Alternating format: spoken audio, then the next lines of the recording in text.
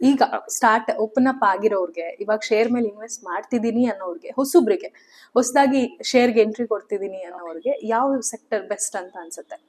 Okay ನಾನು share specific ಆಗಿ ಹೇಳಕ್ಕಾಗಲ್ಲ, ಬಟ್ ಮುಂಚೆ ಹೇಳ್ದಂಗೆ ನಾವು ಸೆಕ್ಟರ್ ಹೆಂಗೆ ಐಡೆಂಟಿಫೈ ಮಾಡೋದು ಅನ್ನೋದು ಒಂದು 2-3 ಪಾಯಿಂಟು ನೀವು ನೋಡ್ಕೋಬೇಕು.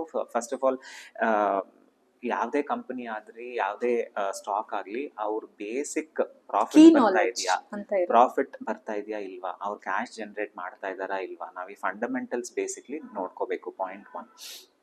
ಪಾಯಿಂಟ್ 2 ಬಂದು ಅವ್ರದ್ದು ಹಿಸ್ಟ್ರಿ ಏನಿದೆ.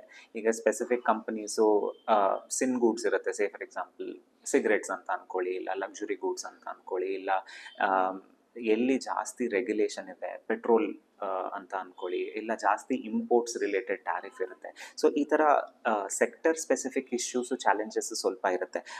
ಆ ಚಾಲೆಂಜಸ್ ಇದೆಯಾ ಅದನ್ನೊಂದು ನೋಡ್ಕೋಬೇಕು. ಇಲ್ಲ ರೆಗ್ಯುಲರ್ ಮ್ಯಾನುಫ್ಯಾಕ್ಚರಿಂಗ್ ಯೂನಿಟ್ ಅಪ್ಪ, ಇಲ್ಲ technology, software export services, regular ಸರ್ವಿಸಾ ಅಂತಂದರೆ ನನಗೆ ಜಾಸ್ತಿ ರೆಗ್ಯುಲೇಟರಿ ಏರುಪೇರು ಜಾಸ್ತಿ ಆಗೋದಿಲ್ಲ ಅವಾಗ. ಸೊ ಅದನ್ನು ನಾನು ನೋಡ್ಕೋಬೇಕು, ಯಾವ ಸೆಕ್ಟರಲ್ಲಿ ಇದ್ದೀನಿ. ಫಸ್ಟ್ ಒನ್ ಬಂದು ಬ್ಯಾಲೆನ್ಸ್ ಶೀಟ್ ನೋಡ್ಕೊಳ್ಳಿ ಕರೆಕ್ಟಾಗಿ, ಪ್ರಾಫಿಟ್ ಕ್ಯಾಶ್ ಫ್ಲೋಸ್ ಕರೆಕ್ಟ್ ಆಗಿದೆಯಾ. ಸೆಕೆಂಡ್ ಬಂದು ಯಾವ ಸೆಕ್ಟರ್, ಅದರ ಅಡ್ವಾಂಟೇಜಸ್ ಏನು, ಡಿಸ್ಅಡ್ವಾಂಟೇಜಸ್ ಏನು. ಥರ್ಡ್ ಬಂದು ಟ್ರೆಂಡ್ಸ್, ಹಿಸ್ಟ್ರಿ ನೋಡ್ಕೊಳ್ಳಿ, ಅವರು ಪ್ರಮೋಟರ್ಸ್ ಹೆಂಗೆ, ಇದೆಲ್ಲ ಮಾಹಿತಿ ಸಿಗುತ್ತೆ ನಮಗೆ ಪಬ್ಲಿಕ್ ಡೊಮೇನಲ್ಲಿ. ಸ್ವಲ್ಪ ನ್ಯೂಸ್ ಫಾಲೋ ಮಾಡಬೇಕು. ಆ್ಯಂಡ್ ನಮ್ಮ ಗೋಲ್ ಏನು, ನಾನು ಲಾಂಗ್ ಟರ್ಮ್ ಇನ್ವೆಸ್ಟರಾ, ಶಾರ್ಟ್ ಟರ್ಮ್ ಇನ್ವೆಸ್ಟರಾ, ಇಲ್ಲ ನನಗೆ ಡಿವಿಡೆಂಡ್ಗೋಸ್ಕರ ನಾನು ಇನ್ವೆಸ್ಟ್ ಮಾಡ್ತಾ ಇದ್ದೀನಾ, ಇಲ್ಲ ಕ್ಯಾಪಿಟಲ್ ಅಪ್ರಿಸಿಯೇಷನ್ಗೋಸ್ಕರ ನಾನು ಇನ್ವೆಸ್ಟ್ ಮಾಡ್ತಾ ಇದ್ದೀನಾ, ಇಂಥದ್ದೊಂದು ಕ್ಲಾರಿಟಿ ಇರಬೇಕು ನಮ್ಮ ಮೈಂಡಿಗೆ ಫಾರ್ ಫಸ್ಟ್ ಟೈಮ್ ಇನ್ವೆಸ್ಟ್ ಮಾಡೋರಿಗೆ. ಥರ್ಡ್ ಒನ್ ಬಂದು ಒಂದು ಮ್ಯಾಜಿಕ್ ಇದೆ ಸ್ಟಾಕ್ ಮಾರ್ಕೆಟಲ್ಲಿ, ಅಂದರೆ ಕಾಂಪೌಂಡಿಂಗ್ ಅಂತ ಏನು ಅಂತಂದರೆ, ನಾವು ಜಾಸ್ತಿ ಇನ್ವೆಸ್ಟ್ ಆಗಿ ಇರೋ ಅಷ್ಟು ನಮಗೆ ಸಿಂಪಲ್ ಇಂಟ್ರೆಸ್ಟ್, ಕಾಂಪೌಂಡ್ ಇಂಟ್ರೆಸ್ಟ್ ಎಲ್ಲರಿಗೂ ಗೊತ್ತಿರುತ್ತಲ್ಲ. ಸೊ ಕಾಂಪೌಂಡಿಂಗ್ ಇಂಪ್ಯಾಕ್ಟ್ ಅದೇ, ಜಾಸ್ತಿ ನಾವು ಇನ್ವೆಸ್ಟೆಡ್ ಆಗಿ ಇದ್ದಷ್ಟು ನಮಗೆ ಬೆನಿಫಿಟ್ ಆಗುತ್ತೆ. So long term perspective also ನಾವು ನೋಡಬೇಕಾಗುತ್ತೆ.